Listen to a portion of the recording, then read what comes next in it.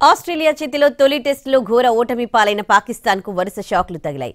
ఈ ఓటమితో world test championship పాయింట్ల పట్టికలో అగ్రస్థానానికి దూసుకెళ్లింది టీమిండియా.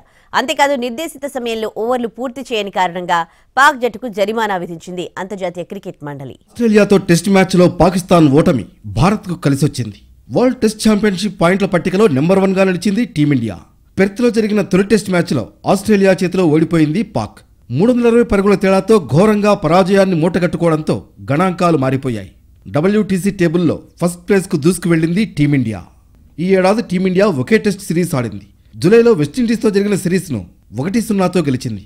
ఒక మ్యాచ్లో విజయం సాధించగా మరో మ్యాచ్ను డ్రా చేసుకుంది. దీంతో భారత్ ఖాతాలో 16 పాయింట్లున్నాయి. మరోవైపు పాకిస్తాన్ ఈ ఏడాది శ్రీలంకపై 2-0 తేడాతో టెస్ట్ సిరీస్ను గెలుచుకుంది. అయితే ఆస్ట్రేలియాపై 3 మ్యాచ్ల టెస్ట్ సిరీస్లో తొలి మ్యాచ్లో ఓటమి పాలైంది పాక్.